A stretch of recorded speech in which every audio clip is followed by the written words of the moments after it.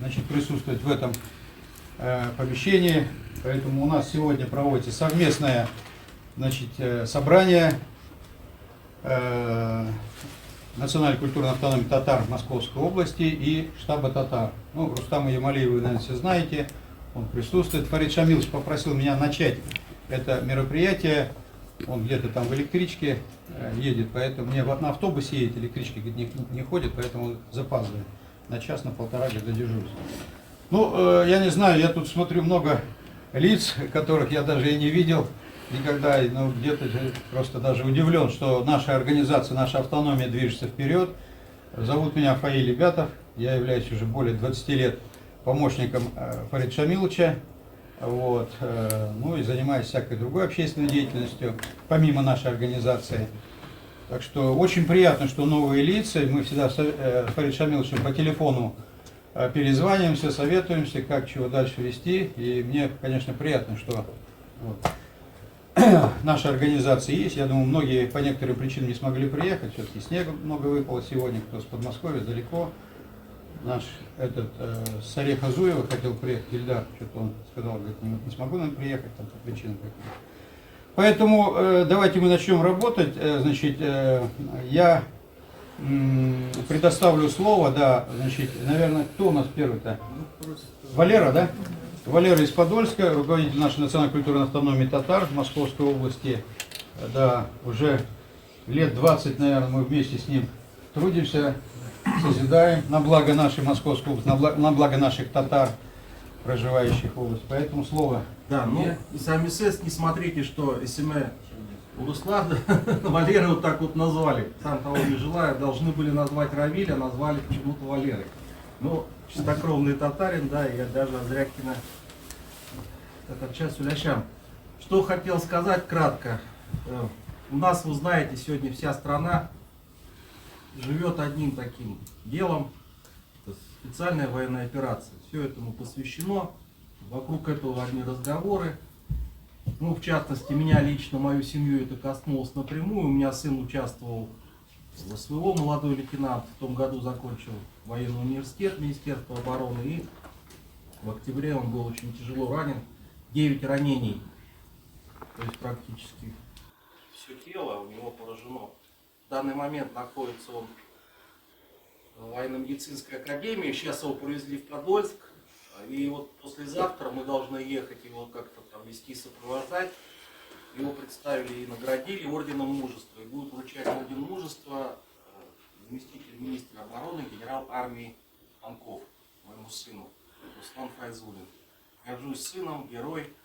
Но у нас не только воюют, у нас не только на поле боя наши ребята, наши взрослые товарищи, наши офицеры, солдаты.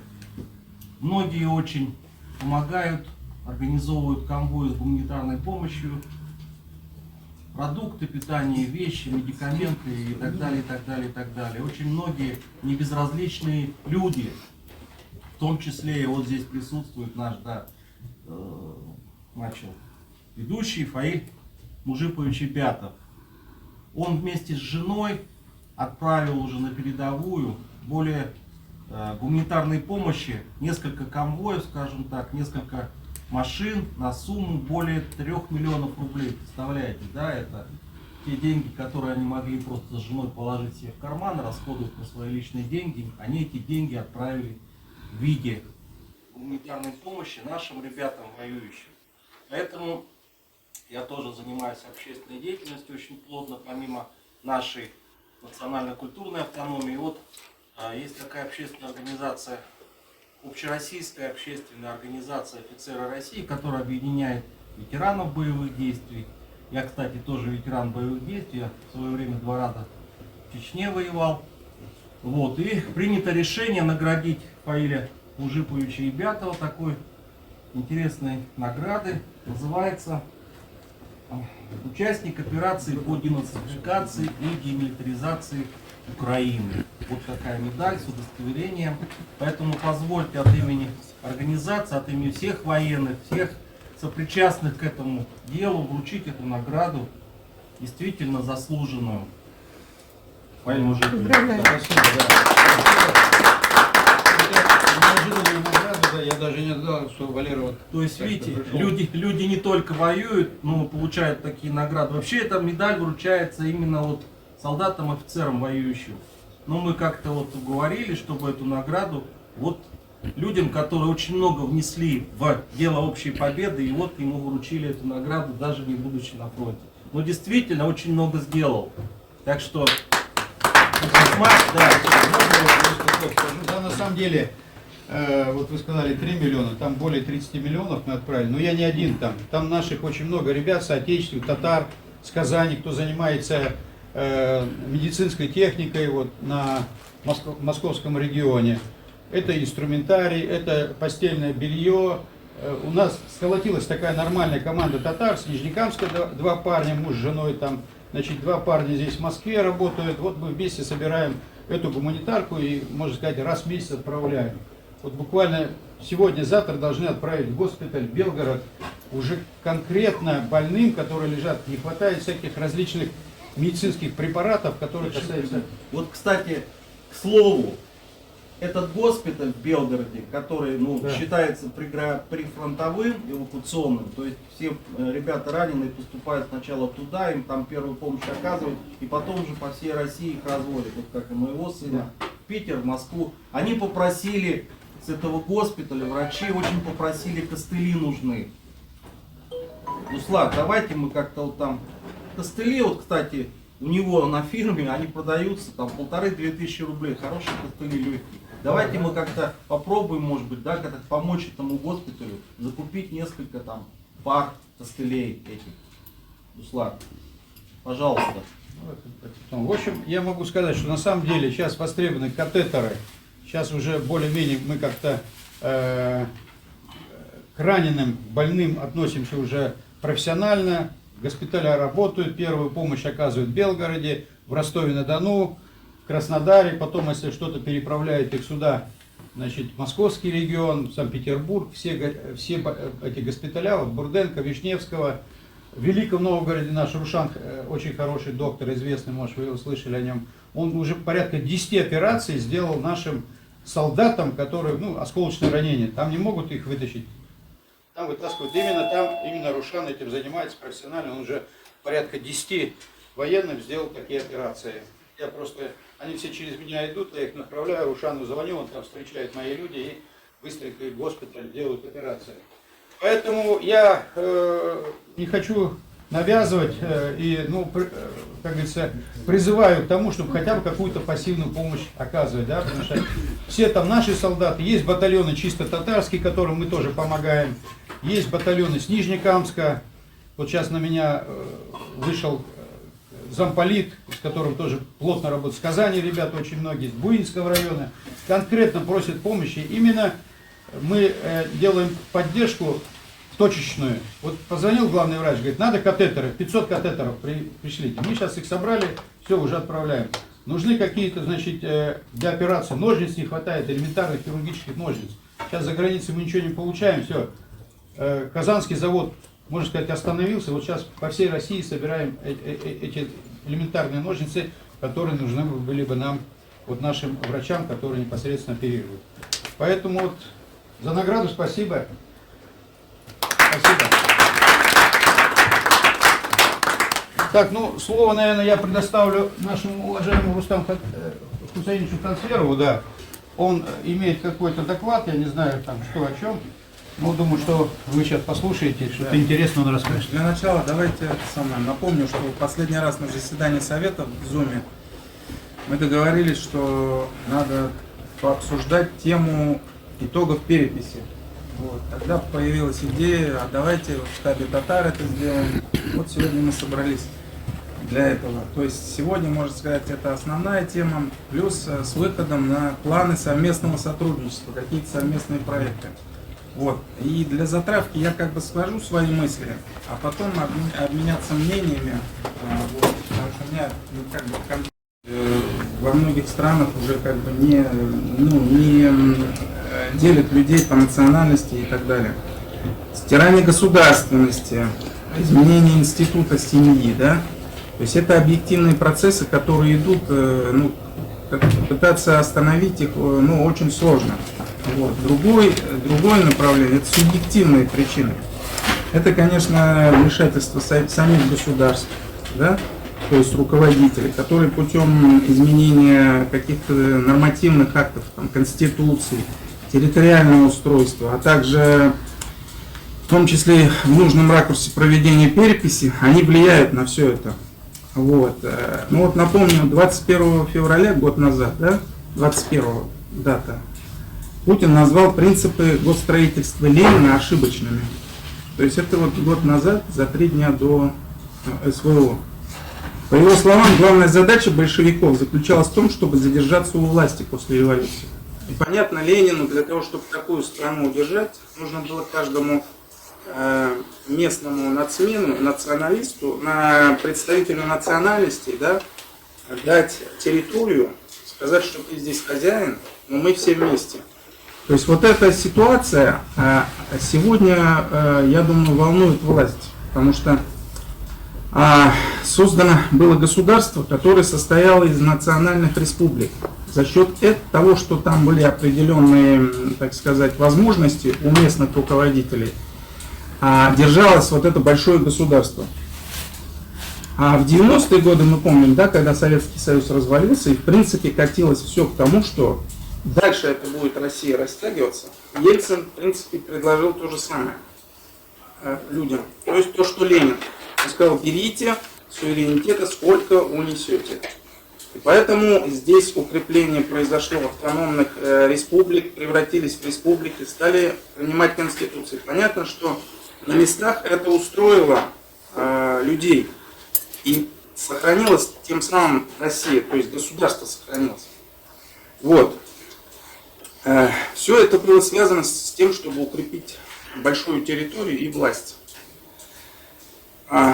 И в 90-е вот парад суверенитетов и рассвет автономии. Вот я с Борисом Ивановичем говорил, сколько вы руководите? 25-30 лет, да? То есть это поколение.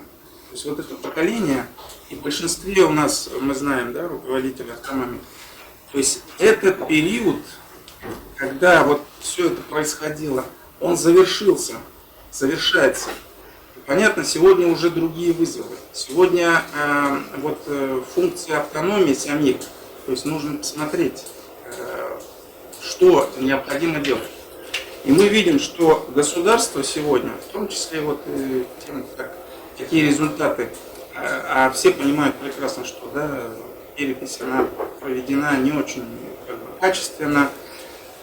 Мы понимаем, что тем самым власть тоже решает определенные задачи. То, что было в Конституции 170 изменений, это только сейчас мы начинаем видеть. То есть государство пытается максимально ограничить независимость республик национальных автономий. Мы уже знаем, да, Татарстан принял изменения в Конституцию, уже у нас не президент, раис. То есть эти процессы идут, они естественные. С одной стороны объективные, а с другой стороны все-таки вот есть субъективное влияние властей. Еще, будучи президентом, Медведев входит в оборот планирования России территориальное устройство на перспективу создания агломерации. И уже сегодня, то есть 85% населения в России живет в городах, крупных, малых, средних. Вот. Постепенно уже разработаны программы, проекты по формированию крупных городских агломераций. Вот в Википедии, если посмотреть, сегодня существует уже 25 крупных агломераций, в числе которых Московская, которая объединяет Москву и Московскую область. Я к чему это говорю? К тому, что в Госдуму недавно совершенно внесен новый законопроект, касающийся изменения градостроительного кодекса. В генпланы вводится такое понятие, как агломерация. То есть в некоторых местах это объединение целого субъекта федерации в агломерацию. В некоторых местах это объединение крупных городов из разных субъектов федерации. То есть происходят процессы, которые, в общем-то, постепенно ведут к тому, что будет стирание границ национальных, вообще изменения территориальные. Я просто вот такой журнал есть, я главный редактор, он с 2004 года издается. Я вам просто сейчас зачитаю маленькую вещь, которая вышла в ближайшем номере. И как бы вы поймете, почему я это говорю, для того, чтобы понять, что будет через 2, 3, 5 лет, что мы увидим вообще на территории России.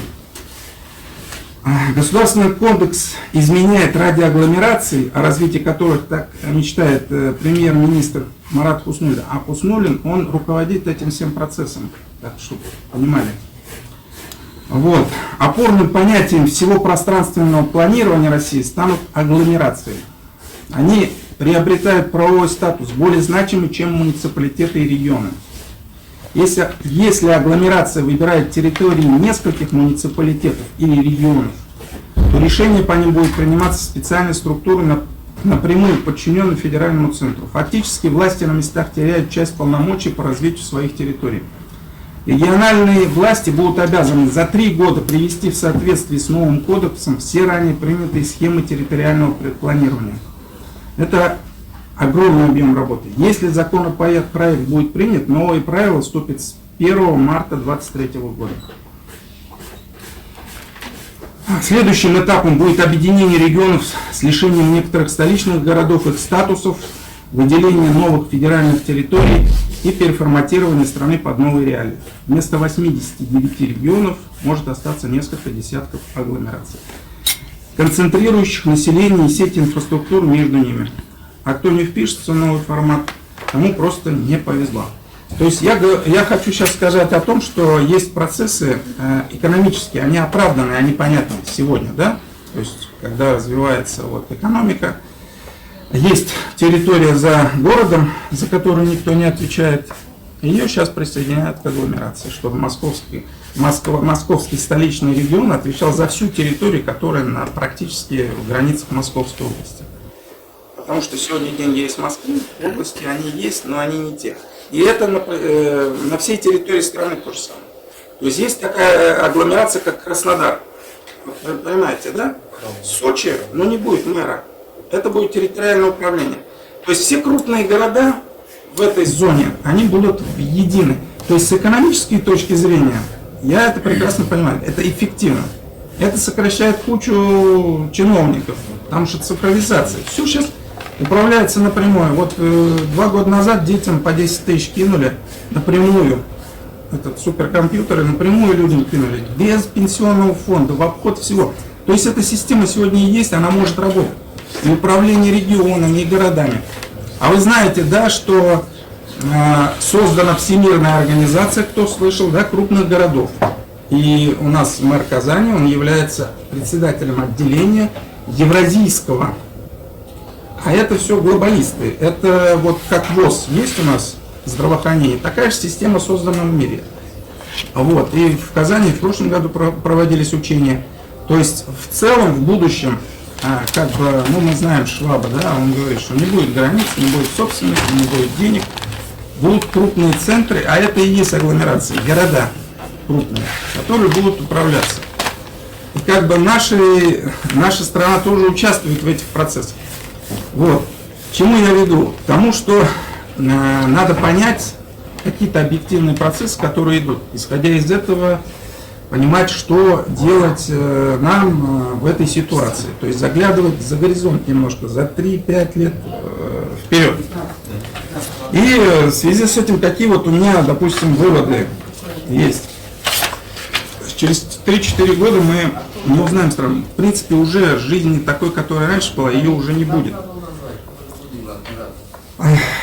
И надо понимать, что те, кто управляет регионами, они все знают, они в тренде вот этих ситуаций. Потому что в Перми была большой форум города 2030, форум, где вот эти агломерации, про агломерации очень активно все говорили. Вот.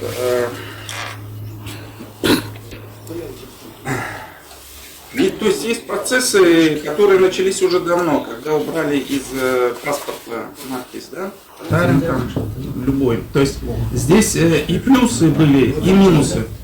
Потому что человеку 3 раза в жизни надо определяться своей национальностью. 14 лет он должен к папе пойти и сказать, а кто я по национальности? То есть у него здесь работает. 25 лет, опять же у него, и в 40. Но 40 он уже не спросит никого, а он сделает так, как ему выгодно, живя на определенной территории. У меня мать, она татарка, в башкирской деревне родилась, и ей мать говорит, чтобы сильно трасам Башкортостанда, был, если татар язык. Понимаете? То есть, поэтому написано было башкирка, но она татарка. Вот. И в 40 лет люди будут писать. И сейчас вот перепись показала, что многие пишут не свою нацию, а ту, которая здесь тебе удобно. Вот. И сняли эту запись в паспорте, потому что было, конечно, много искажений. Людям сложно было на работу устроиться и так далее, и так далее. Мы знаем одну нацию, которая вообще не пишет себя как нацию, да? Понимаете, почему? У них фамилии русские. Потому что они понимают, что им сложно будет в этом мире. Вот. Поэтому хотели вернуть опять надпись, но вот много минусов, которые как бы связаны с тем, что это необходимо. Теперь переходим к вопросу, что делать. Нәрсә эшләргә. Да? Надо понять, для чего мы все это делаем. Для чего сохранение языка, для чего сохранение своей нации, передача ее детям. Что это первое, для республики Татарстан, да, уже в новых условиях. Понятно, когда принималась Конституция, да, вот сейчас воспоминания помощника Шаймиева, как он там на съезде при Горбачеве вышел, да, и не побоялся, заявил, попросил какие-то дополнительные возможности республики, и это было принято. То есть, но сейчас совершенно другое время, где руководители Татарстана, они прекрасно понимают, куда они идут, в какую сторону. То есть надо понять, что необходимо, цель, которая интересна вот Татарстану. Да, татарин для чего, почему? Чем татарин хуже сегодня живет, чем русский, чем там другой? Или лучше живет? Да? И тут понимаешь, что основное, на что ты выходишь, цели, вот как я вижу, они ограничиваются. И вот такие первые главные цели – это поддержка пожилых татар, которых очень много, да? Материальная, медицина, похороны. Поддержка молодых татар, поступление в ВОЗы, стипендии, создание семей, содействие в деторождении. Сохранение культурного наследия. Вот здесь большой пласт, как раз, которым мы занимаемся, в принципе. Вот этим мы еще занимаемся. Да? Костюмы, фольклор, кухня, музей, праздники, сабантуй. Сохранение языка. Да, мы понимаем, да, вот все, кто здесь, в большинстве, мы уехали с каких-то родных мест, да, и мы понимаем, что мы, уехав, потеряли и язык, и часть, и дети наши. Да, мы можем, конечно, научиться, попытаться, но время такое, что люди прагматично, они используют это, да. И английский научишься, я тоже не вижу смысла английский изучать. Я говорю, если ты попадешь в страну, за 2 месяца ты выучишь любой язык. В тех условиях, в которых ты будешь общаться, ты быстро это все. Татарский язык. То есть с точки зрения вот для молодых, да, для молодых, для семей, для детей, для студентов, что это дает. И последняя вот цель – это формирование актива с новым поколением. Это самое сложное, но опять же это как бы вот возможность как-то это направление развивать. И вот выхожу на идею, предложение совместно, комплексный подход, так сказать. Вот проект, который называют Татар-десанта, то есть татарский десант. То есть условно выбрать 12 районов, округов в течение года, раз в месяц. Выезжать там суббота, предварительно договариваться с властями, назначать там День национальной культуры там, Люберцы, День национальной культуры Балашиха, да, и другие города. Формировать команду, то есть приезжать туда на 5-6 часов, делать там концерт в большом каком-то зале. Там кухня, выставка литературы, одежды, сувениры, запись в татарскую автономию сразу. То есть мы поднимаем татар, которые могут не знать какую-то информацию, не знать, что есть общественная деятельность, да? И они поднимутся, выйдут как бы наружу, придут на этот праздник, из них вот 10%, если куда-то запишутся, это уже будет вот 10% статистика, это очень серьезно. Там же круглый стол провести, там же с молодыми, с бизнесом татарским. Создание сразу там каких-то баз данных, то есть на месте, мастер-классы разные, встречи с известным татарином, каким-то участником СВО, там, героем и прочим. Мастер-классы по разным направлениям. И газету областную татарскую там раздавать, чтобы это пошло. То есть вот как бы вот яркая такая вспышка, да, которая может как бы потянуть на месте людей. И дальше там появится инициативный групп. Опять же, может быть, это там есть автономия, но там все заглохло. А может, это совершенно новое место, где это все может. То есть в группе должны быть там председатель ПНК, да, председатель татары. То есть вот я вижу, допустим, штаб татар, можно два направления взять: бизнес, молодежь. То есть и офицеры, то есть запасы там. Много татар, которые вот эти три куска. Члены совета, да, активисты с этой территории, ответственные за концерт, там, ансамбль, какая-то группа уже какая-то сформированная, ответственные за кухню, за работу с молодежью, вот я говорил, за татарскими предпринимателями, за военными силовиками. Спортивная часть, есть уже федерация борьбы на поясах, тоже может человек приехать, там секции записаться и так далее. По языку тоже может желающий там запишется человек 20-30, проводить учебу татарского языка. Ну и подрядчики, да, одежда, кухня, сувениры. Вот, то есть мы можем Люберцы как первым такой точкой сделать. Ну, финансы какие, где? То, ну, это хороший грант президента, если разработать его. Грант Республики Татарстан, финансирование МКАД, да, полпредства, спонсоры. И какой результат, еще раз повторяю. Татары, которые не участвовали, не знали ни в чем. За счет яркого такого, что концерт, афиша, или ну, предварительно, обязательно в газетах местных, на телевидении. Это мы через Союз журналистов Подмосковья это организуем, потому что со всеми я зампредседателя областного союза. То есть есть как бы возможность, ресурс там проинформировать. То есть вылезут татары, придут на это мероприятие, увидят. И еще раз говорю, 10% если в активности запишутся, то это будет здорово. Связи с властью, привлечение с молодежью. Вот, то есть в ближайшее время прорабатываю программу такую. Здесь все желающие, кто хочет включиться по каждой из позиций. То есть, пожалуйста, давайте попробуем. Сергей Михайлович, Да. можно вопрос, предложение?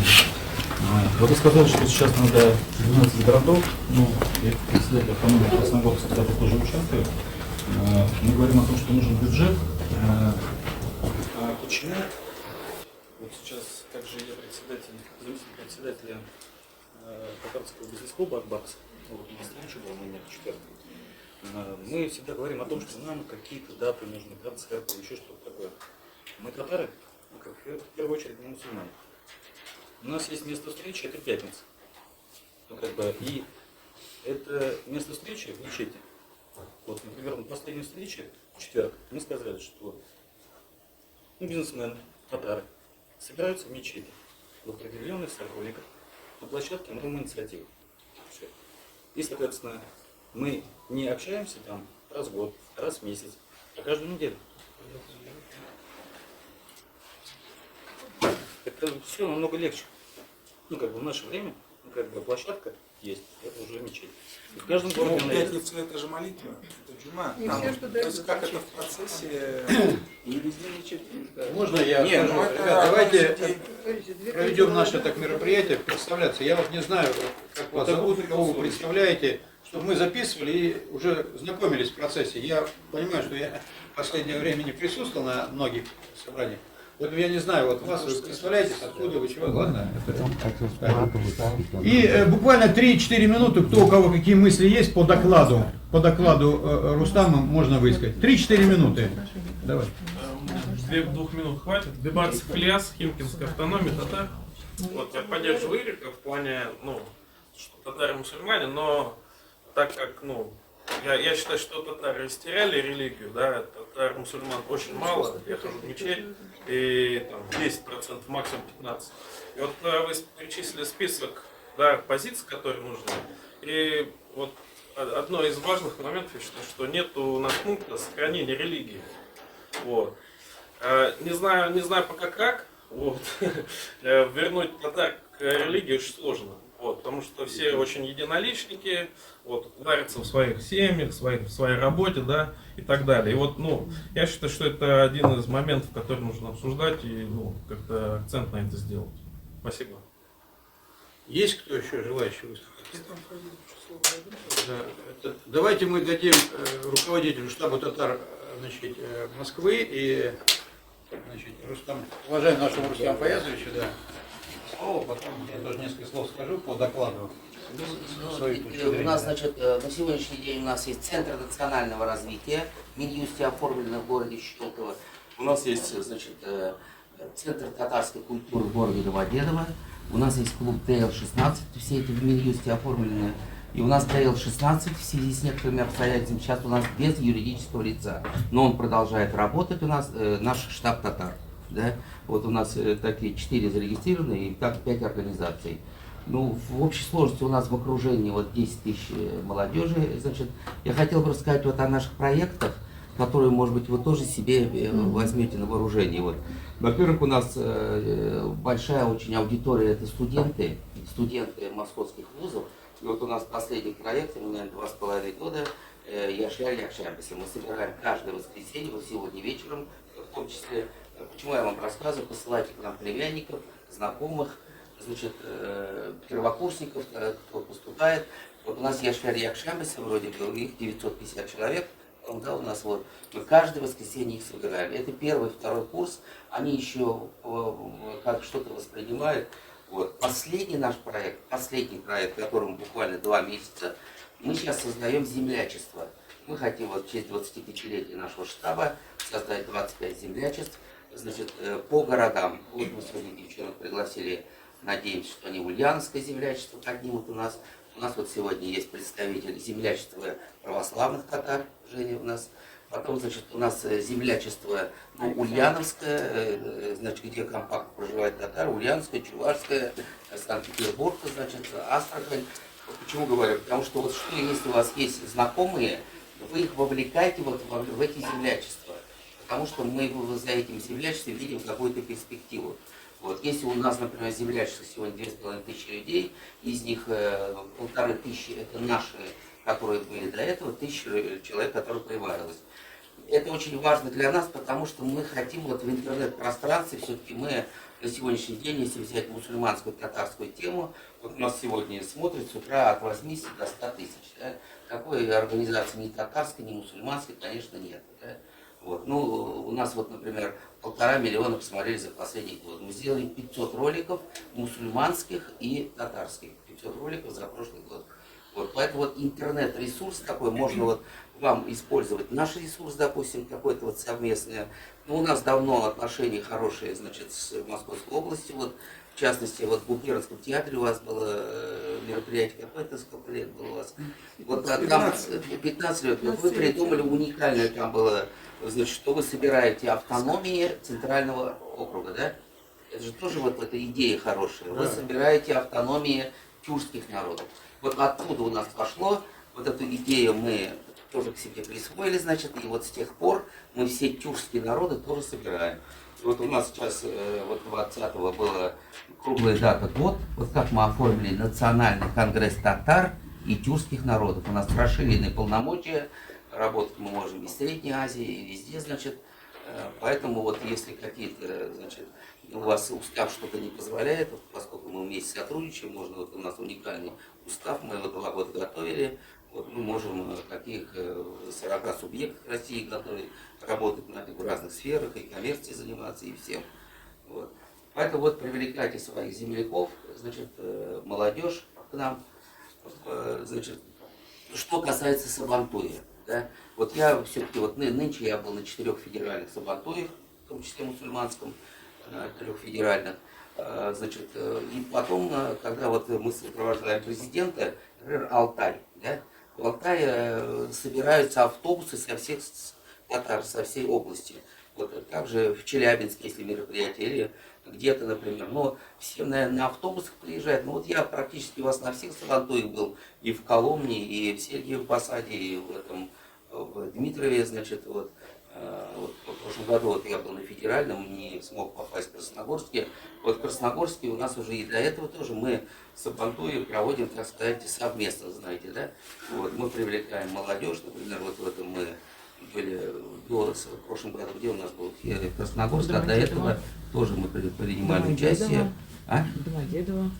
Домодедово было, еще до этого было у нас. Вот поэтому мы, значит, хотели сегодня вот пригласить диджея еще, может подойдет попозже, чтобы какие-то вот по Сабантуе вот эти автобусы, площадки, и потом везде, это же, если вы напишите заявку, вам придет тоже Башкирская республика, тоже свое, значит, как выставит свою и свою территорию, и все, Башкирская республика. Вот попробуйте это тоже обсудить, пока не поздно. У нас очень часто вменяемый такой полпред в Башкирии, здесь в Москве такой, значит, Харипа, знаете его. Вот. Поэтому что, к чему я, что надо больше сотрудничать, вот наши предложения. Вот у нас, значит, группа офицерское собрание, вот у нас сегодня представитель вот Гиппократа здесь мы пригласили, если какие-то вопросы по клубу Гиппократа, Олег здесь у нас. У нас здесь, ну, у нас, как правило, ну, конечно же, мы работаем в рамках, и создана у нас организация, конечно, под форматом аппарата президента. Мы проводим политику аппарата президента, и вот по этой, по Донецку тоже, значит, у нас в Совете Аксакалов 6 человек из аппарата президента. У нас нет как такового руководства, но у нас есть вот Совет Аксакалов, который возглавляет академик Геннадий Закеевич, 89 лет, чуть постарше нас. Вот. И вот, значит, сегодня у нас присутствует здесь наш председатель Совета Аксакалов. У нас вот сегодня активисты из Красногорска, из Химки, тоже вот познакомитесь, да. Значит, потом у нас вот из Сочи активисты, молодежь, кого еще не назвал. Вот. Поэтому сегодня такой у нас совместный, я хотел, чтобы и наши активисты с вашими, вот, и у нас сегодня представители вот здесь вот, значит, Координационного совета Конгресса. Вот. Ну, смотрите наши сайты, вот мне приятно то, что вот здесь, сколько я уже разговаривал, все смотрят наши сайты. Вот. Я говорю, вот такое количество. Поэтому дальнейшего сотрудничества совместного, и вот наши сайты совместные такие, чтобы были действия. И мы думаем, что, значит, Сабантуй впереди такой сложный. Вот молодежный форум был, да? Это же уникальное, значит, ну, всегда есть у нас в обществе деструктивные силы, да? Деструктивные силы, когда у кого-то что-то получается, им это не очень нравится, да? Вот, например, и в отношении нас, например, то, что у нас все получается, есть, конечно, какие-то вот такие, значит, определенные моменты. И то же самое, вот по этому форуму, вот не получится, вот что-то, собрались, съездили, отлично провели, так ведь? Вот. Да, да. Поэтому надеемся, что с Сабантуй тоже совместно мы, значит, вместе с вами опять от нас проведем. Да, да. Ладно, тогда, может быть, по нашей организации какие-то вопросы, что-то вот мы можем обсудить тоже, значит, там у нас Саша Скуратов, он у нас вице-президент этого Скимки, хотел пару слов сказать. И потом у нас про Гиппократ, наверное, отдельно, Олег, подойдет, или вы выступите? Я выступлю обязательно. Выступите, да, потом у нас, ну, Поэтому не будем уже распыляться, да, по другим вопросам. Конкретно по, значит, переписи можете что-то сказать. И, значит, какой второй вопрос у нас? И по сотрудничеству между штабом татар и, значит, Московской области, автономией Московской области. Какие-то есть конкретные предложения, мы их давайте их обсуждать. И не терять время. Да. Я понимаю, мы так... Дорогие друзья, Да. спасибо огромное, что вы меня пригласили сюда. Я представляю наших академиков, докторов наук из нашего штаба. Нас уже более 60 человек. Самое главное, мы сейчас занимаемся развитием новых информационных систем в нашей стране. Мы разработали информационную систему развития регионов Российской Федерации. Недавно приезжали даже из Омска. Мы уже руководству Омска дали наш проект. В нашем проекте участвует 6 академических институтов РАН. И проект прошел все стадии проверки. Обрнауки, Институт экспертизы научных исследований. И вот, дорогие друзья, что я хочу сказать. И мы сейчас вот в нашем штабе открываем школу программистов, наших молодых ребят.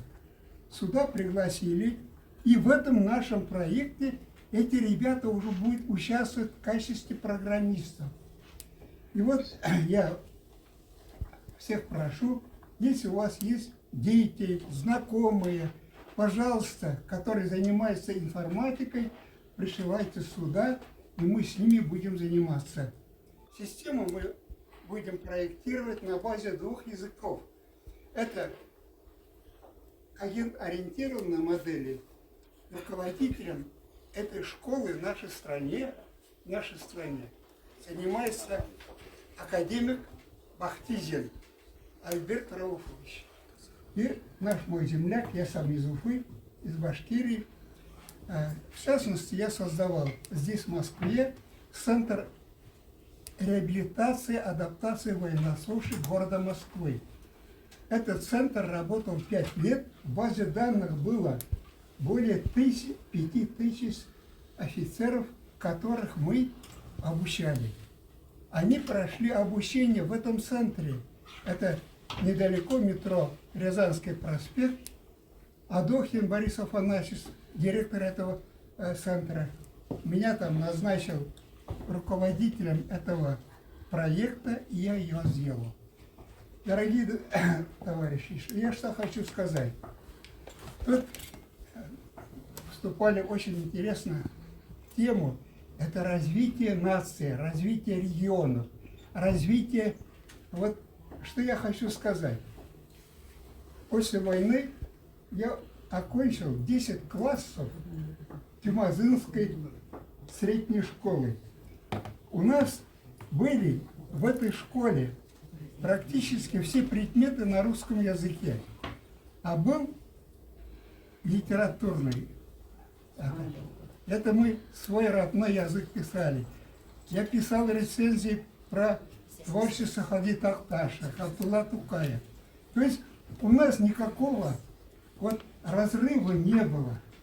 Мы вместе росли, вместе обучались. Я окончил военно-морскую академию, и там из нашей Башкирии учились ребята 70 человек. И знаете, я что хочу сказать, что вот после военной школы нашей, они не разделяли там татарин, башкирин, русский. Я закончил эту школу, и там были, до сих пор помню своих преподавателей, Рассанова, математика, Александра Дмитриевича. Все вообще-то, вот это послевоенное поколение преподавателей поднял дух наш, вообще культурный уровень вот этих регионов. Да, сейчас заканчиваю. Дорогие друзья, а вообще спасибо вот Рустаму, вообще, я ведь не зря с ним сотрудничаем. Мы с ним выпустили книгу. Это Туган Зир Туган-Тель. Знаете, это вообще-то, я вот читаю книгу, называется Essential English. В этой книге пишет, как обучают англичане других народов. Это школа, создана целая школа. И я вдруг понимаю, что вообще-то вот развитие вот этих языков родных, это приведет только к росту интеллектуального сознания нации нашей. Ребята, тугантельно нотмагас, ухатырыз балаларызға, яшьләргә татарча укытырыз.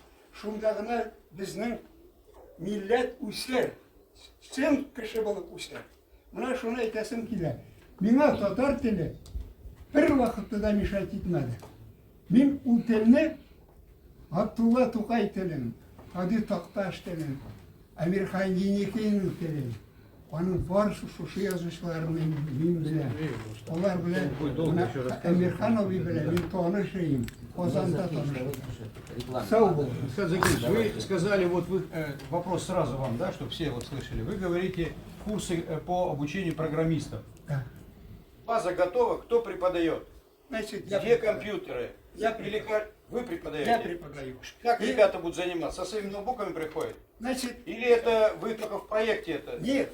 Значит, Когда? как? Когда первое занятие будет, чтобы все услышали? Я, допустим, своих ребят могу прислать. Великолепно. Когда? Значит, Конкретно дату называйте, ну, говорите. мы уже планировано мое выступление здесь, да? Значит, перед молодежью. Я буду здесь проводить занятия своими ноутбуками. Приходите. Со ребята. своими ноутбуками. Да. Когда вы планируете? Какого числа? Значит, ну, Сейчас Вот февраль по месяц. воскресеньям мы хотим со Воскресенье? студентами начать заниматься, он хочет со студентами, с этими первокурсниками начать заниматься, и вот он еще потом... Михаил Закирович, очень хорошо выступили, давайте поаплодируем. Да. Спасибо. Обязательно 90-летие нынче нас может быть, потом пригласите. поговорим. Обязательно, да, да. Просто время. Так, кто еще хотел бы выступить? Давайте, вот вы уже говорите. Давайте.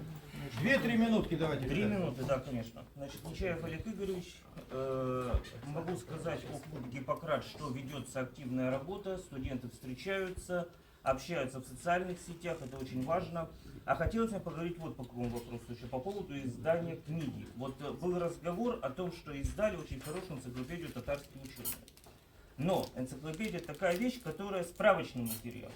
А вот взять ее почитать, наверное, ну достаточно сложно представить, что человек будет планомерно читать всю энциклопедию от А до Я. Поэтому есть предложение начать писать о татарских ученых, ну, в первую очередь, медиках, книги вот такого формата. То есть небольшая книга, ее можно написать где-то за месяц. И первое, с чего бы хотелось начать, это написать о профессоре Ракитском Михаиле Рафаиловиче. Это профессор, который порядка четверти века заведовал кафедрой радийской хирургии в Казани. В этом году 5 лет со дня смерти. И есть мысль через Татарский научный центр обратиться на кафедру, чтобы дали материал. Я в марте могу поехать в Казань, написать, и где-то уже, ну, где-нибудь к маю будет книга написана, и вот потом бы, конечно, ее издать. Хотя бы небольшим тиражом, но издать. Оно недорогой будет тираж. Чем это хорошо? Во-первых, можно эти книги писать часто, их постоянно подогревая к ним интерес. И потом получится такая вот библиотечка. Библиотека «Выдающиеся татарские ученые». Благодарю за внимание. Так, все. Спасибо за выступление. На данный момент председатель автономии Красногорска и Красногорского района, также заместитель председателя бизнес-клуба «Акбарс» по поводу работы в организации мероприятий. Это Сабантуй, Московский, Коломенский. Если мы говорим о том, что основная цель, для чего мы здесь собрались, ну как бы, как чаще, ну, как я всегда спрашиваю, какая у нас цель. Если у нас цель, именно мы сейчас говорим о том, чтобы решать проблему татар, ну как бы проблему, нужно ее решать на местах. Ну, соответственно, каждый на уровне своего города, района должен все это делать. Если вернемся в историю назад, ну татарам всегда было сложно, какие моменты были. Вот. Именно Татары сохранились как сами по себе нация, со своим языком, со своей культурой.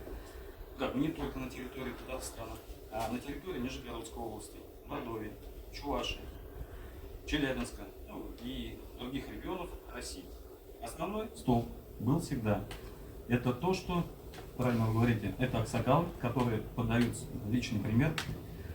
И что я вот заметил именно в Нижегородской области, что от старшего и до, можно сказать, до младшего одномоментно, ну, как бы, идут это отношение к семье, к языку.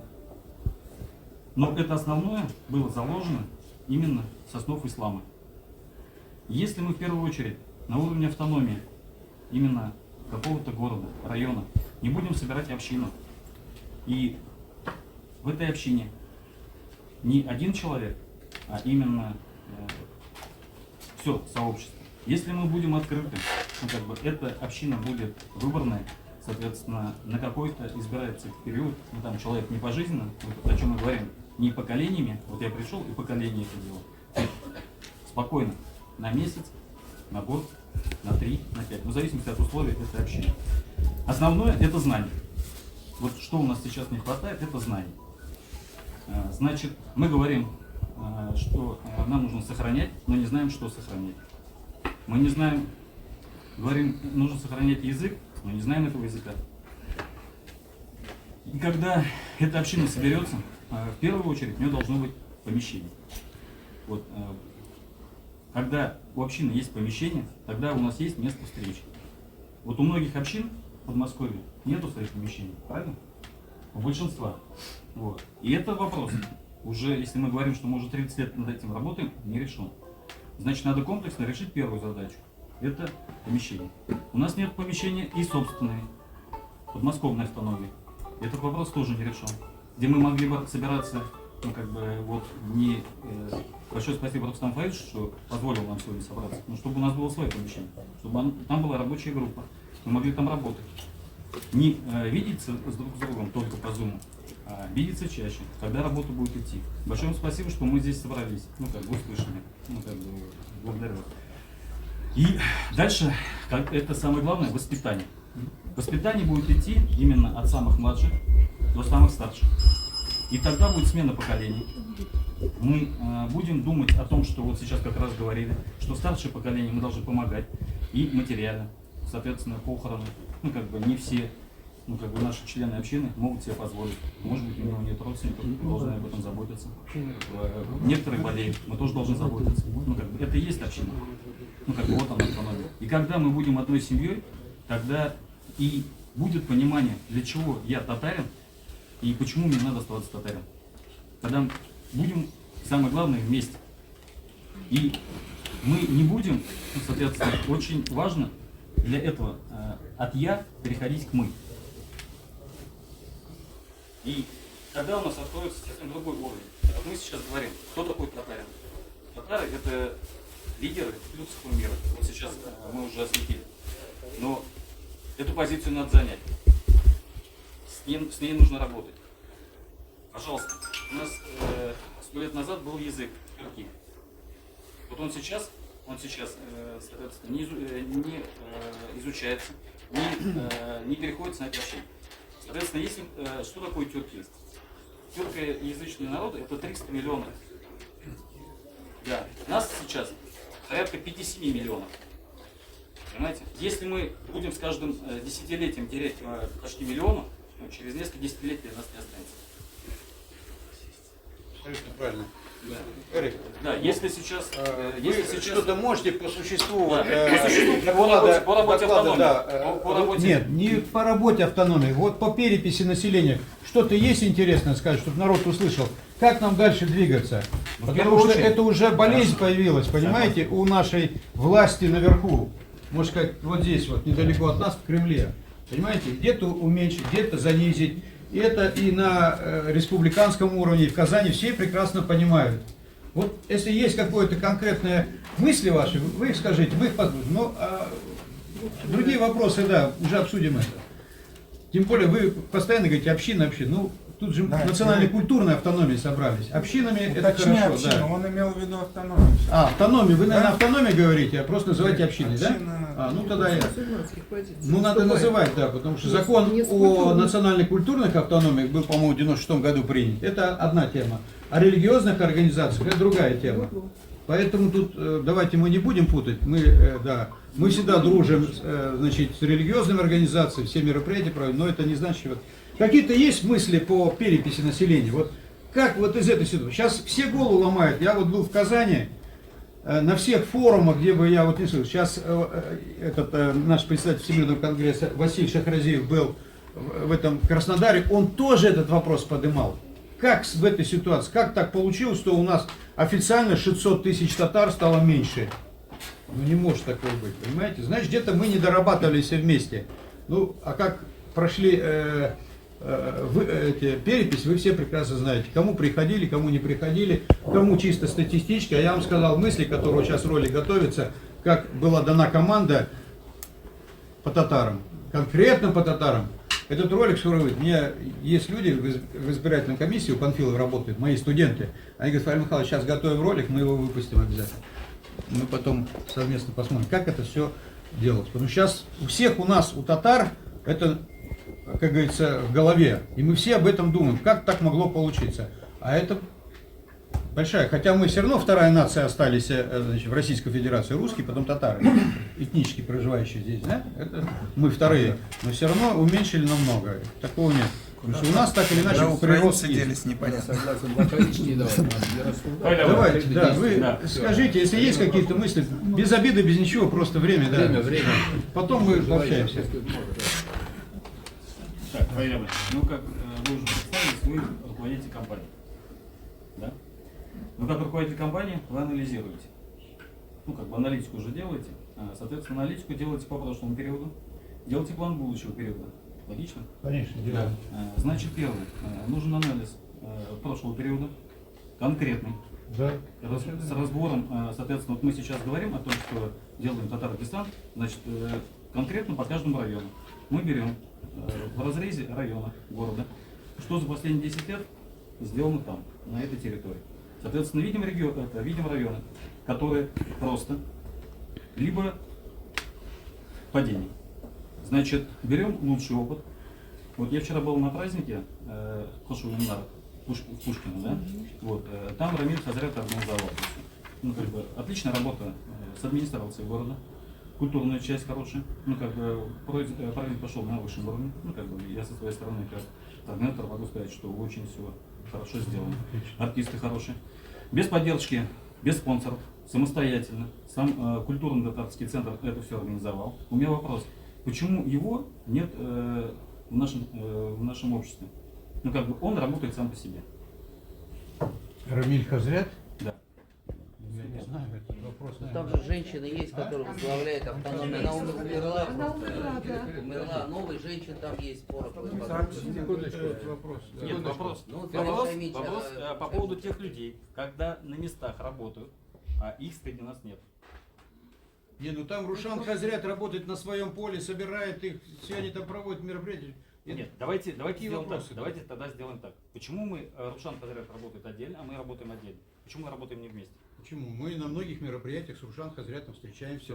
Да. Давайте тогда приглашать его в следующий раз сюда, на наши встречи. Что делать? С изучением татарского языка, соответственно, с большим количеством татар, которые приходят на Надо дачу. приглашать. Ребят, это субъективные вопросы. Что мы Я сейчас сейчас вы Фаиле Надо ему спросили. сказать, вы ему скажите, вот собрание, пусть приезжает. Ну что Фарид, вы а вы есть каждый телефон, тянуть? Рамиля?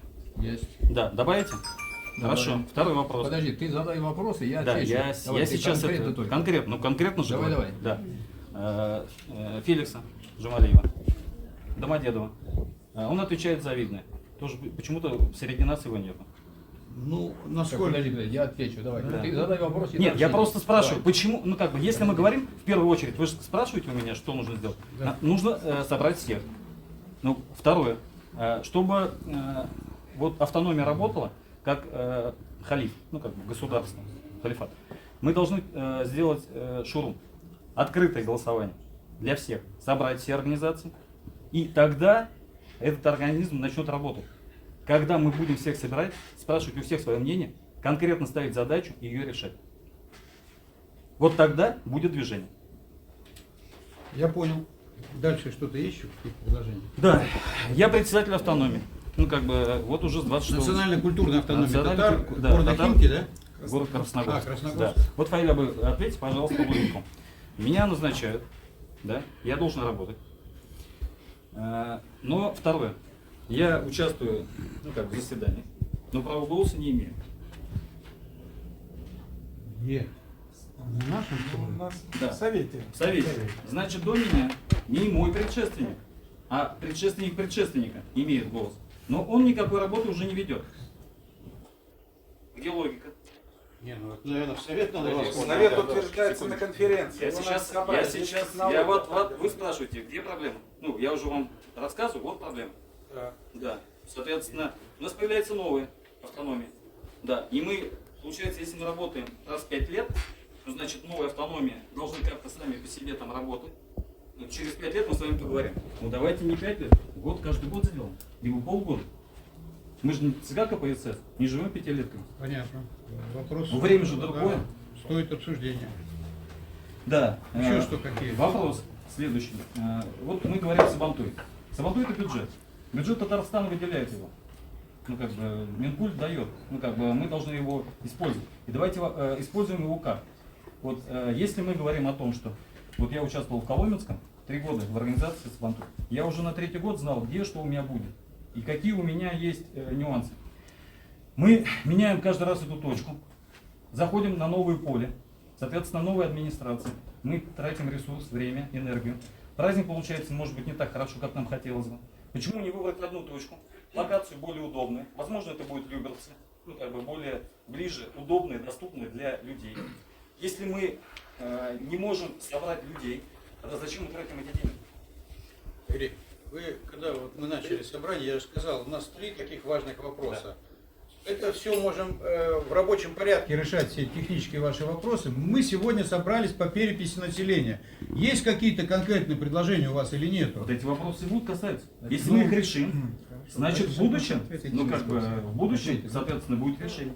Секундочку. Ну, Значит, я секундочку. услышал вас, Фарид Шамилович. Да. Перепись и, конечно, дела. Он затронул правильный вопрос. Если закончил, я отвечу. Значит, Иригон умеет конкретно ставить вопросы, конкретно ответим. Значит, я вот записался. Вопрос помещения. Значит, мы издавна находились на территории Татарского культурного центра, дома Асадулаева. Это было согласовано, было когда-то соглашение и так далее.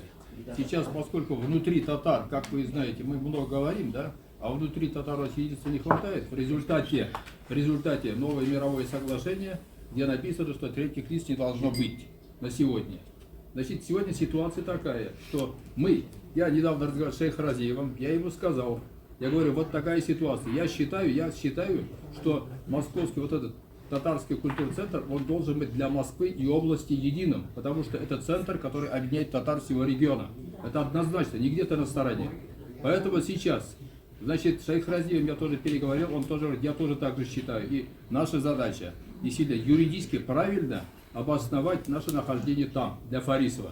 Документы у меня есть, это мировое соглашение, это договор, где четко написано, что если без согласования с верхом предоставили помещение, то тот, который имеет сегодня, он будет делать. Вот она есть примеры. И вот этот путь для национальной культуры, это такой самый правильный путь для того, чтобы и администрация была задействована, взаимодействие, так, помещение было и все остальное. Поэтому все вопросы решаемы. Есть у нас наработан определенный опыт. Не нужно говорить о том, какой у нас опыт, его использовать, а не о том, что вот так вот мы уменьшилось количество переписей, мы виноваты и так далее. Я не сторонник посыпать голову пеплом. Тут много причин, по которым мы пришли вот к этим цифрам. А работать от сегодняшнего дня, работать надо. Что мы можем делать дальше, опираясь на то, что наработано. Вот об этом надо говорить. Вот пока мои ответы короткие такие. Так, коротко, давай только. Ага. Что хочу сказать, для того, чтобы работало, на работу ходить. Вопрос, если мы собираемся здесь председатель, тратим свое время, приезжаем из района, Если у нас это рабочее сейчас совещание, оно рабочее, как бы должно быть в первую очередь, понятно, основная тема какая. Но я считаю, что у каждого председателя нужно спросить, какая у тебя проблема. Вот, когда он скажет, какие у него проблемы, мы должны вместе помогать им решать эти вопросы. Потому что каждый сидит на своем уровне и тонет в своем болоте. Если мы все вместе будем вытаскивать сначала один район, потом второй, и давать слово и возможность всем, тогда также будет движение. Вот у меня спросили, как можно... Так, давайте сейчас мы прервемся. Слово предоставим нашему уважаемому гостю. Поэтому послушаем. Только тоже недолго, 3-4 минутки. Не, я не смогу так сказать. Я должен сказать о своей позиции, чтобы пользоваться, с кем дело имеете. Второе, конкретные предложения. А то знаете, как сейчас. Выстрелил и забыл. Оружие такое шикарное. Выстрелил и забыл. Вы собрались, поговорили, а где про меня телефон не работает? Ну, прощения. И могу начать с конца. Предложение. Вячеслав Николаевич. 3-5 минут. Вячеслав Всем даем Николаевич, фамилия выступающим. Шишелин, как по-татарски бутылка. Шишелин. Шишелин. Да, мой отец был призван на фронт второй день начала войны. На второй день. И сначала Ильяс его завербовал к себе, потом летчики, в конце концов на Баше и Татарстан, и город Зеленск, и там срочное инженерно-саперное училище. 80% во взводе были татары всю войну, и потом, когда это была уже рота и так далее. Так что я его не понаслышке знаю, и мои лучшие друзья, начиная от Расула Миниханова, и Рашид Исхак Шахжигитова, и Халитова Ахмета Харисовича, и Ахада Газизовича Мухамедова, вы знаете, и Большой Зурринат, я его называю, Татар Донесы, лучшую газету, я считаю, в России выпускает, которую где на предпоследней странице я всегда с удовольствием читаю хадисы, да, как Амар Хайям, все же мудрость замечательная. Вы знаете, давайте я тогда с конца начну, если так вы торопите меня, да? Первое, что я бы сделал, это общие проблемы. Вот вы предложили постепенно, шаг за шагом, с района, где может самый больной рынок. Я помогал недавно в Пензенской области, а у меня много татар из Пензенской области, лично знакомых, да, вот Ашировы и так далее. Они говорят, мы хотим мечеть построить. Им начали палки в колеса вставлять. Я говорю, вы больше похитрее, будьте как евреи. Они везде и всюду, и титрули, на всем говорят, это вот так, президент, извините, что они титульные. Они никогда не были, у них есть свое государство за двумя морями.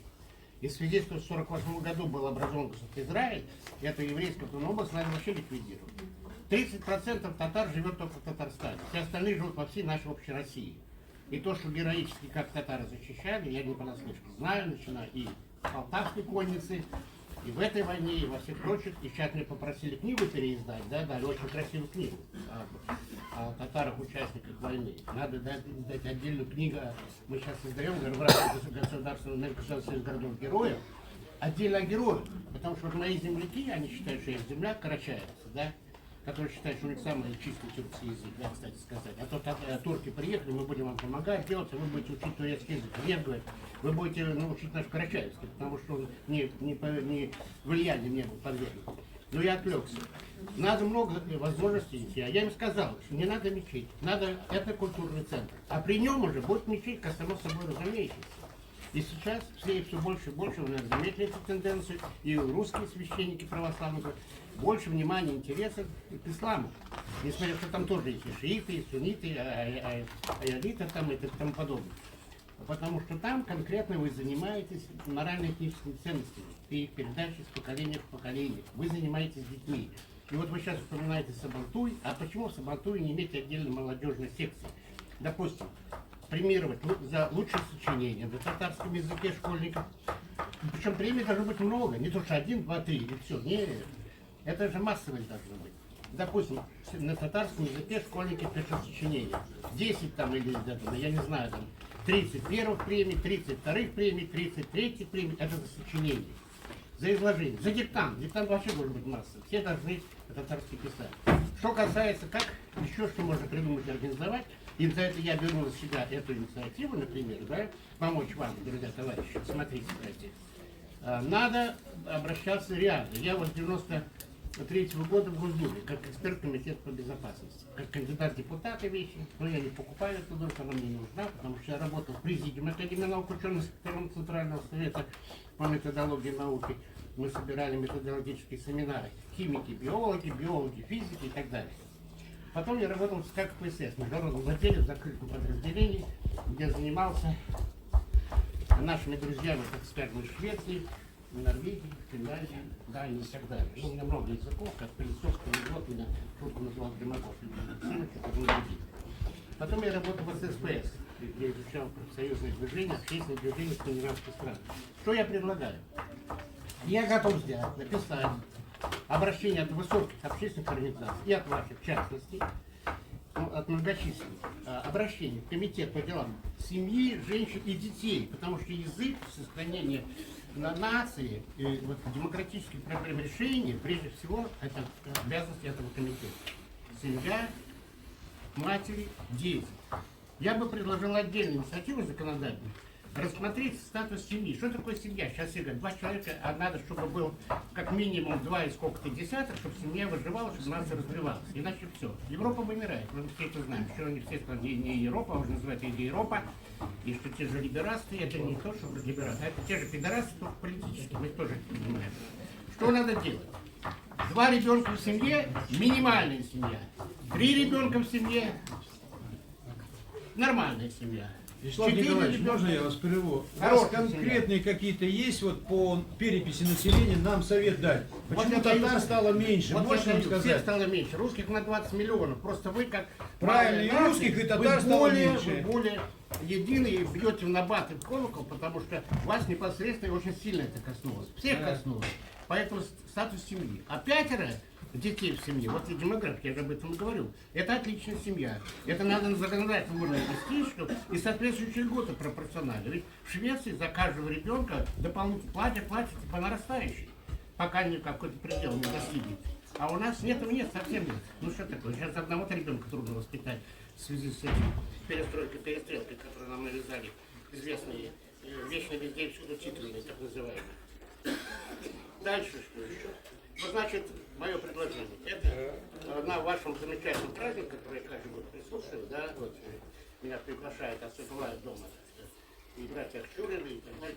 Смотрите, надо обязательно делать всероссийский конкурс, и конкурс Москвы, и конкурс Московской области. На лучшее сочинение татарского языка, на лучшее чтение стихов на татарском языке, на лучший там где-то диктант. Все Татарстан проводит, все. Ну, Татарстан там это... Сабантуи премии даются. Там, а здесь, есть татарский пусть Татарстан жаргон. платит. Давайте тогда письменно Всё нам есть. напишите, Да, я сделаю. письменно напишите, и мы это Хорошо. рассмотрим, потому что здесь же регламент.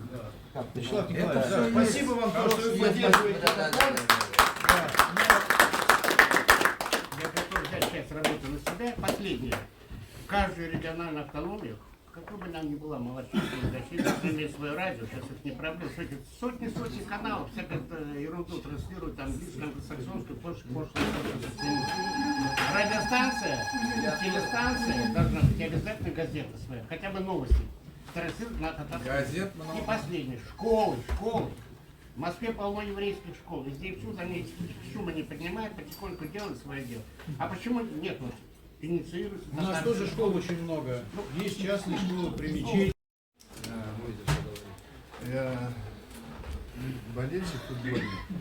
Люблю смотреть, вот Лига Чемпионов началась, да, и там каждый матч начинается с того, что футболисты весь стадион многотысячный встает, и они с минуты молчания по поводу известной катастрофы, которая случилась в Турции. Мы это почему-то сегодня забыли. Это делать на будущее нам надо иметь в виду. Все-таки это наши... Мы апеллируем к исламу, и это... Ну, вы понимаете, что я хочу сказать. Теперь по существу дела. Ну, не поздно это Куран прочитать, не только сделать в конце еще нашего мероприятия. Вот. И теперь по существу, вот, конечно, вот так скажи мне конкретно, что ты предлагаешь, и что конкретно, какое действие надо совершить и так далее, это, ну, ничего не случится, изменений больших не будет. Мы же должны понимать, что у нас системная ошибка произошла. То, что, вот правильно я так сказал, что надо анализ произвести. Мы же не производим анализа, мы не производим научного анализа. Понимаете? Мы не можем описать наше состояние нашего общества. Это как сложная система. Если бы мы это сделали, а это возможно, да? И тогда, может быть, было бы это, что-то могли бы решить. Самая большая ошибка в этой системе была в том, что руководство Татарстана, да, политическое руководство Татарстана, да, взяла общественные функции на себя. И сегодня ему уже невозможно было опереться на общество конкретно и перед этой переписью, и перед другими проблемами. Значит, надо эту систему менять. Это как менять это потом? Я в двух словах скажу. Вот вы, Фанды, сказали, что скоро выйдет ролик, там и скажут, как два человека нарисовали, что там на 40 с лишним тысяч меньше в Москве там, и на 600 тысяч меньше там в этом, да? Значит, вопрос это какой? Это значит, было принято какими-то людьми политические решения. Мы почему-то боимся слова политика, да? Почему боимся? Я даже могу сказать, почему боимся. Потому что мы слово политика боимся противопоставить себе существующей власти. Нам скажут, вот мы начнем какой-то деятельностью политической, около политической заниматься, да? Нам будут говорить, вот сепаратисты, вот вы за отделение и так далее, и так далее. Мы не должны бояться этого. Мы совершенно очевидно, здесь, вот сколько я был, да, ни одного слова против страны здесь не было произнесено в членах штаба татар. Теперь перехожу, потому что 2 минуты. Значит, я предлагаю что? Я предлагаю, вот вы сказали, что 30 миллионов рублей вы пожертвовали на то, чтобы помочь там ребятам на СВО, да? Я думаю, что третья часть этих денег хватило бы начать грамотную организацию работы для разработки правильной, нормальной, научно обоснованной стратегии развития татар, которую нам навязали из Кремля и пустую бумажку сунули. И как это делать? И какие люди могли бы нам помочь в этом? Не обязательно татары, да? У меня информация есть. Вот, да, я даже могу как-то договориться об этом. Если мы реально хотим что-то полезное сделать, системно подойти к этому вопросу, этим надо заниматься, надо вернуться к стратегии. Если бы была правильно принята научно обоснованная стратегия, если бы эта связь власти и татарского общества, татарстанского общества реально функционировала бы, и вот такой ситуации не было бы. Мы не должны бояться понятия политика. Мы должны себя, вот ваша организация, эта организация, значит, манифестирует, говорить о том, что это общественно-политическая организация, не просто общественная. Это не значит, что мы будем бороться за власть. Это политическая организация борется за власть. Но нельзя заниматься общественной деятельностью, не занимаясь политикой, общественной политикой. Нельзя, невозможно. Да, я понимаю, сегодня ситуация такая, что это очень неприятно, и в сложившейся ситуации, и вас понимаем, и Фарид Афанди, и Рустам Афанди понимаем, что и нельзя так вот обострять как бы ситуацию сегодня, да? Но мы этого не сделали вчера еще, до этого, да? Мы должны были сделать, но все равно мы должны прийти к тому, что мы должны, вот из этого сегодняшнего заседания мы вынесли, да? Свои позиции обозначили. Мы не согласны. В резолюции написали бы о том, что собрались 2 татарские организации. Они не согласны с этой ситуацией, обосновали бы, коротко привели причины несогласия, почему происходит, да? Это ведь политический акт, общественной организации, политический акт. Значит, смотрите, если это сейчас сегодня невозможно, надо создавать параллельные структуры, для которых это возможно. Фирдаус, давайте так, мы все-таки регламент выдержим. Мы мысли, я вот лично ваши мысли понял, услышал, и коллеги, наверное, все услышали. Вы можете это изложить текстом и прислать Хансферову, Мухтасарову, мне, Ямалиеву, Рустаму, и мы все это обсудим. Это да. все в рабочем порядке, все ваши мы можем обсудить. Понимаете, нам люди нужны с опережающими мыслями. Как говорил наш президент. В том-то дело, что мы реагируем, мы организация реакции. Вот вы же сказали, вот вы сказали, да, о том, что готовится к упразднению национальных административных делений, да? Вот мы если так будем дальше продолжать, и снова соберемся и будем говорить, ах, вы упразднили. Вот мы Значит, должны надо сейчас работать что-то в этом действовать. направлении. Сейчас Да. не будет даже мэров городов избирать, будет все назначаться сверху. Сейчас Так такая поэтому нужен тенденция главный идет. документ правильный. Все идет понимаете? централизованно. Вот вы сказали, что давайте в рабочем порядке. Давайте скажите, что такое это рабочий порядок. Конечно, вот так собраться. Нет, ну мы все работаем, мы все сидим, значит, в 3 месяца в один раз интернете, собраться, мы мы все ничего не владеем решим. ноутбуком, понимаете? Какие вопросы? Мы ничего не Написали решим. письма. Ну, У тебя есть Понимаете? конкретное предложение? Давайте Спасибо. какие-то Да, у меня конкретные- конкретные предложения, вот я поддерживаю вот это дело. по которое переписи сказал. населения есть что-нибудь у Нет, вас? который сказал, что рабочий порядок это раз в неделю хотя бы минимум собираться. Это вот это я понимаю, еще более-менее рабочий порядок. Да, Второй давайте. рабочий порядок, да, чтобы наши разговоры впустую не пришли, мы должны как-то каким-то образом ядро экспертных сбить, которое все это фиксировало, да, и переводило на бумаге уже вот много-много слов, конкретные пункты. Фирдаус, спасибо вам за выступление. Я думаю, все присутствующие поняли мысли, и надо их тоже принимать, как говорится, в работе за основу за свою. Это наш, я как понял, культурный центр, где должны сохранять именно нашу культуру, язык. Вот это, именно этим мы занимаемся. И вот это совещание, которое у нас проходит, давайте где-то на 70-80% будем делать уже именно на татарском языке. Мы сегодня говорили 8 раз о сохранении родного языка. И только 2 человека сказали на татарском. Я не умею говорить, но делаю много для Ну, татар. не, я же не говорю, давайте все. Но основное должно быть именно татарский язык. Сохранение. Давай я скажу, наверное. Все, давай, Значит, Таштар, подожди, тихо. Значит, Таштар, я хочу что сказать. Нам, да, действительно, вот Фидалис я слушаю не первый раз уже, да? Вот так, лозунги, это лозунги. Давайте так, давайте школу построим, давайте сделайте, давайте вот это. Я собираюсь первый раз где-то несколько месяцев назад. Что сделал Фидалис или кто-то другой за это время? Что провели? Сколько людей собрали? Вот я задаю вопрос конкретный. Что вы на своем месте, каждый в своем конкретном городе?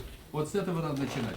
Мы говорим о чем? Что? Давай анализировать перепись. Да эту перепись уже вообще закрыть просто вопрос даже вообще. Потому что очевидно для всего нормального человека, что там половина, это может быть, если не половина, то большая часть это, конечно же, вот они, натянутые вещи. Вот у нас Ильдар Газизов сидит, который прекрасно знает.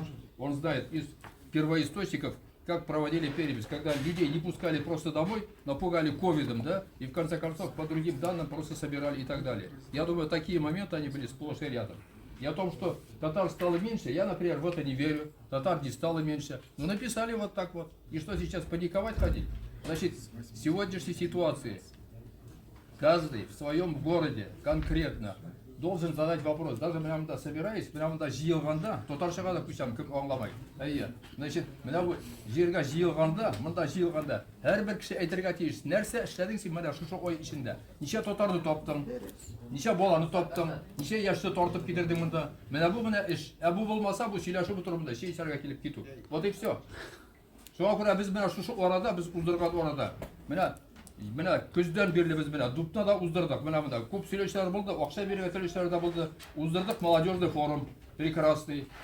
Күп, анда 100дән артык кеше булды, 100дән артык кеше. Бөтенесе бик довольны булып киттеләр бер яктан. Уздырдык менә монда фестивальдән националь культура, ул безнең эшләгән ниләргә грантка менә Дубнинский татарская менә Илдар утыра, грант алып былтыр менә акчаны табып, грант алып менә уздырдык шушы менә нине. Зур нине. И онда уздырдык как раз менә конкурсы, менә сөйләгәнчә конкурсы по художественной самодеятельности. Онда менә ниләр, балалар чыгыш ясайды ди буенча, төрле җыр буенча, бию буенча, татарчада, үзбәкчәдә менә шундый конкурс уздырдык. Конкурс рисунков, менә шул уздырдык. Аннан соң безнең менә монда безнең инде уздыра торган нәрсәләр реальный безнең кешеләр бар менә монда. Без Сабантуйда уздырабыз, не просто Сабантуй. Илдин килтигенә. Безнең Сабантуйда не первый год проводим в рамках этого в конкретном городе конкурсы сочинений, посвященных дружбе народов и Сабантую. Конкурс аннан конкурсы рисунков, посвященных дружбе народов и Сабантую. Нам надо и участвуют все дети. То есть не можем выцарапать конкретно татарских детей, их везде, они понемножку. Но когда все участвуют, они узнают, что такое Сабантуй. Они рисуют, они пишут. То есть мы просвещением занимаемся, потому что мы находимся не в вакууме отдельно, не в отдельно сидим тогда, в отдельной комнате. Мы живем вместе, что мы доносим вот эту культуру. Вот наша политика, она такая и должна быть. И на этом фоне укрепляется дружба. И на примере повторю, разные национальности, кто был тогда в нашем центре национальной культуры, он небольшой, он будет расширяться. И там собирают русские, узбеклер, азербайджанцы, татарлар, бетенюсе, каждый по-своему и вместе собирается, тоже мы живем в этом обществе. Мы укрепляем. Вот каким путем надо идти, не отдельно. Это раз. И второе, уже может третье, по конкретным делам. Значит, без Жиелабыз, Совет народа Жиелабыз, каждый раз перед сбором информацию не забираем, повестку дня, каждый раз я говорю, вот будем говорить о том-то, том-то, давайте предложение. Узгачмин обязательно помещаем протокол дела, помещаем, в WhatsApp помещаем. И они, да, на сайте помещаем, mosobal.tatar.ru, имеем почту туда забираем, bütün информация вора. Делайте. Меня даже не, уже еще более конкретно, чтобы не было, говорили, меня, по-нашему, меня, общественно так, план работы на февраль-март, по итогам заседания Совета 29 января. Подготовки в речь конференции. У нас в следующем марта намечена конференция. Бүтінігізге информация жіберілген, руководители, активисты. Кто провел у себя собрание? Кто-то провел у себя, определился с делегатами на конференцию. До 1 марта намечено. Пока не толкнешь, приходится определил. Вы версию провели. Хорошо, молодцы. Вот, значит, Буинша ответственных назначил, обзвонили, и то им пришлось еще напоминать. А нас самого приходится сидеть. Вот наша исполнительская работа еще. Это одно. Значит, подготовка идет 18 марта, повторяю, конференция очередная по выборам, как раз по внесению изменений в устав, изменения связанные, я попозже пришлю, он найдет устав по Буинша, это дистанционное проведение совещания, вот это вот юридическое обоснование, шур. Он да еще посмотрим, какая-то может, если что-то нужно будет. Бумна Бринерса, это конференция принимает решение. А и Кристинда, второе, как раз выборы нового состава, прием члены. Меня, пожалуйста, Феликсское предложение сделано. Пожалуйста. Нет проблем. Серпухов создали юрлицо. И вчера переговорили, давай, входите в состав. Совет включим. Пожалуйста. И так, Серпухов там и на молодежном форуме был парень. Так, не отреагировали, похоже, пока. Серпухов, так? Так Нет, что не так. А? Нет, не так. Не так? Не так. Так, это из Серпухова? Да, я из Серпухова. Очень рад, молодец. Как зовут? Рамис. Рамис, а Сим был, знает, там на молодежном форуме. Ты был? Да. Ну я не узнал тогда. Сразу приношу извинения и очень рад, Рамис. Что мы говорим, только рад, потому что чем больше вот таких молодых энергетиков соберется, тем мы сильнее, мы будем обмениваться и опытом, так и будем работать вместе. Вот это очень ценно. Так что, Серпухов тоже, Рамис, думайте, предложение тоже сделано, формы вхождения написаны, я сказал, входите в состав, а нас предлагаете в состав совета, вводите в состав совета, работаем вместе. Наш простор, это не просто так, возможности конгресс связь здесь, значит, по линии молодежной, по линии детской, по детским лагерям, по предпринимательской линии, то есть деловые форумы так проводятся и так далее, вот эти вот вещи. Значит, от этой организации уже, соответственно, представители будут принимать участие на конгрессе, на этих мероприятиях. Открывается дорога. Вот это вот учитываем вместе. И взаимная поддержка, конечно. Вот это. Дальше, значит, несколько организаций, значит, наметились. Химки набором представитель, Химки. Так, значит, Ильяс. Ага. Химки, значит, Пушкина, Королев. Королев так келер ма, Королев? Пушкина тоже келер ма, да, еще организации, которые хотят юрлицо создать, то свои вопросы водики, я так понимаю, да? Надо будет решать им, да. Халитовна, может, еще какие-то вопросы есть, так? У нас в рабочем порядке скажут, в чем там причина, так? У нас сам факт, что юрлицо создают, они становятся как бы членами нашей автономии тоже, это тоже наша сила, когда молодые люди входят, и вот эту работу мы тоже ведем и хотим вести и дальше. Дальше ведь конкретные вещи говорю. Значит, Насчет подготовки устава сказал, это с Альмирой Халитовной мы проработаем и направим. Дальше, значит, очень важное мероприятие, которое у нас готовится сейчас, это 18 марта. Значит, мы говорили, конференция, это в 12 часов, Сават Куникида. А Сават Икида будет уже мероприятие, посвященное юбилею Фаниса Ярулина, татарского народного поэта Фаниса Ярулина. Он и готовит поэт Фаниля. Фаниля Шариф Галиева. Я здесь. Фаниля. Значит, главный режиссер, подготовка Бора, Эзерлик Бора. И мы здесь 5 лет назад проводили, сейчас именно в татарском культурном центре, нормально, я говорю, мы работаем с ними, когда надо, они нам оказывают содействие, мы работаем. И да, в актовом зале проведем конференцию, и в 2 часа уже, Фаниса Ярулина, всех приглашаем заранее, по штату, 18 марта, 14 часов, в актовом зале, Фаниса Ярулин. Келешек Татарстанан, во-первых, планируется приезд самой супруги Нурсияпа, дай Бог, здоровье не подвело меня, супруга, с племянницей, так, и с народным артистом Мингулае. А разом приедут замглавы администрации Бавлинского района, откуда Фанис Ярулин. То есть представительные гости будут. Не говоря о том, что готовится интересная программа, и еще директор музея Фаниса Ярулина из деревни, откуда он, из деревни. Вот. И вот это вот содержательная встреча состоится. И это чем уникально? То, что Фанис Ярулин это татарский Николай Островский. Кто не знает историю, скажу 2 слова, который в армии, сорвавшись с перекладины, повредил позвоночник, остался прикованным к постели на всю жизнь. Но нашлась женщина, Нурсия ханом, которая посвятила свою жизнь ему. Она была все время рядом. И вот он написал за это время более 40 книг написал. Он стал заслуженным вообще деятелем вообще.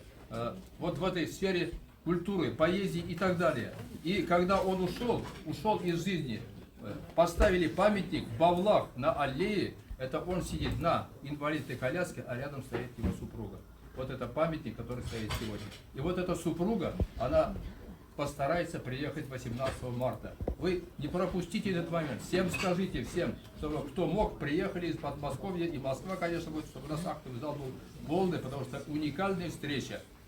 И еще, у меня в рамках этого уже было предложение, меня Ахмат Сергей Посад не подъехал, да? Хотел подъехать, наверное, не погать. Хороший пример, у меня группа болды, ребятки одной семьи, они читают стихи Мусы Джалиля на татарском языке. Вы видели, наверное, да? В нашей группе, да? Читают, уже посвященный дню рождения Мусы Джалиля. Вот появилась мысль развить вот это дело. Вот она, не надо никуда ходить, просто работать с людьми, где есть дети, школьники и так далее. Помочь найти стихи, выучили, записали, техника позволяет, прислали, создали комиссию, подвели итоги. И вот предложение появилось ко дню рождения Фаниса Ярулина, вот к этой дате. Бросим клич, Ваниля. Бросим клич, стихи поможем, поработайте на местах. Вот это конкретная работа будет. Поработайте, дойдите в семьи, балалар, укосынар, когда они прочитают, выучат, они будут знать, кто такой Фанис Ярулин. Они расскажут, это останется память. И мы, соответственно, продумаем и вопросы поощрения. Так ведь? Да. Вот уже решение, которое идет в рамках вот этой наших действий. Работа. Далее. Значит, так. Значит, мы в отношении помещения уже говорили. Вопрос, он остается в силе, потому что он меня подумает вместе не нервно, заместителями так. Действительно юридическое обоснование, потому что Фарис он не против, естественно, ему надо просто дать юридическое обоснование. Каким образом это нужно выйти, получается, до того, уже год-два назад я писал и полпреду, и туда писал, все пока вот так вот тихонько отпускают, да, но чувствуется, надо более решительные шаги сделать, может быть, немножко сверху. Есть некоторый канал выхода тоже, письме нам до выхода, мы продумаем и будем этот вопрос доводить до ума, потому что я считаю, что действительно татарский культурный центр, он должен быть объединяющим для всего Московского региона, имея в виду Московскую область. Вот в этом отношении. И, наконец, завершая сейчас, значит,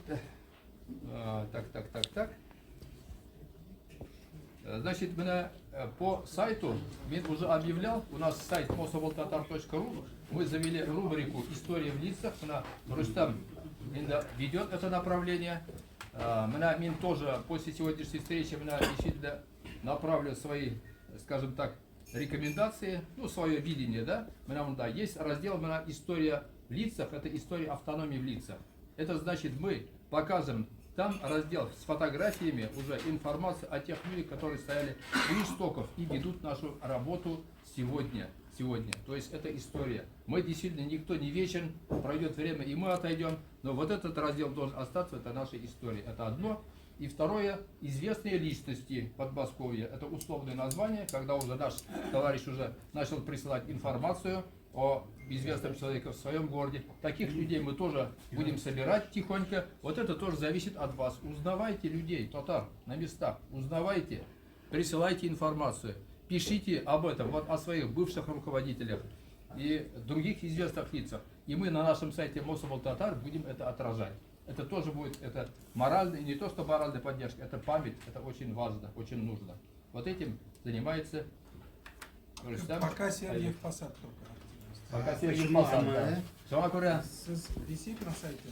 Да, Красногорский район. У меня еще несколько уже готов. Вот, Шуакура, Красногорский район. Старайтесь фотографию одну хотя бы нормальную. Да. Да я понял, я это отправлю. Бу эш бик әһәмиятле, бик кирәк нәрсә, ул шулай ук барсын. Безнең менә алдагы инде безнең отчет выборной конференции булачак 2024 год. Менә әйтәм бит, менә без шул отчет выборной конференции бер яктан, икенче яктан это юбилей, 25 лет будет, 25 лет, да? Без менә бу юбилейга, менә барыбыз да настроимся так, менә шул юбилейга киләйек менә монда, скажем так, с мощью, менә с окрепшей организацией, с обновленной организацией, где рядом будут наши ветераны, помогающие, советники и более молодые руководители, которые готовы нести вот эту работу, которая общественно значима, она очень важна, нужна, потому что не то что свое развитие, это сохранение нации, это, серьезно говоря, это на самом деле так. Шуакура, я назвал только некоторые пункты. Біздің планда бар, все расписано. Менә булар то, что написано по времени, так. Менә группага тоже помещал. Если нужно, я повторю. Для всех барыбызда карарсыз, так. Какие вопросы? Я лично всегда открыт. Всегда, днем и ночью, если я не сплю, так. Значит, так, поэтому всегда есть вопросы, звоните. Будем работать, настроены работать. И бергә эшләсәк, эшләрнең нәтиҗәсе була. Менә мин үземнең сүзләрне әйтеп бетердем. Әгәр дә тагын берәр әйтәсегез килсә, әйтегез. Менә мин дополнительно просто представлю, хәзер инде менә безнең Альбира Халитовна юридический буенча, аңа имейте в виду обращаться. Просто не инде менә, так? Бер яктан.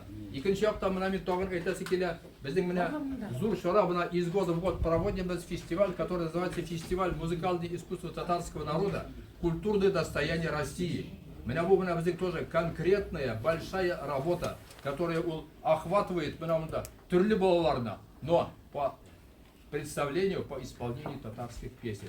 Два произведения, одно татарское, другое другой национальности. Менә нинди эшләр алып барабыз без. Менә буларны алып бару өчен һәрбер шәһәрдән дә, менә когда мы бросаем клич, нужны представители, нужно обращаться, нужно работать на местах. Вот покажите вот эту работу на местах. Тогда мы увидим, что работа идет. Работа каждого на местах зависит. Можно добавить?